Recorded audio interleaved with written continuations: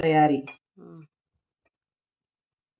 ఈరోజు మనం పబ్బిళ్ళలు ఎలా తయారు చేస్తారో చూస్తాం. ఆంధ్ర స్టైల్ పిండి వంటకాలలో పబ్బిళ్ళలు చాలా ఫేమస్. సో అట్లాంటి పబ్బిళ్ళల తయారీ మనం ఏ విధంగా చేస్తారో చూద్దాం. దీనికోసం మనం ముందుగా వేరుశనగ గింజలను వేయించుకొని పొడి చేసుకోవాలి. దాంట్లోకి పుట్నాల పొడి, ఆ తర్వాత జీలకర్ర, అదేవిధంగా కరివేపాకును సన్నగా కట్ చేసి ఇందులో మిక్స్ చేసుకొని ఈ పౌడర్ని ముందుగానే మనం ప్రిపేర్ చేసి పెట్టుకున్నటువంటి రైస్ ఫ్లోర్లోకి మిక్స్ చేసుకోవాలి కొద్ది కొద్దిగా. సో మనము శనగగింజల పౌడరు ఎంత ఎక్కువగా వేసుకుంటే మనం తయారు చేసుకున్నటువంటి పబ్బిళ్ళలు అంత రుచిగా వస్తాయన్నమాట. ఇందులోకి కొద్దిగా కొత్తిమీరను కూడా మనము యాడ్ చేసుకోవచ్చు. ఇంకా కొద్ది ఫ్లేవర్ కోసము తెల్లగడ్డ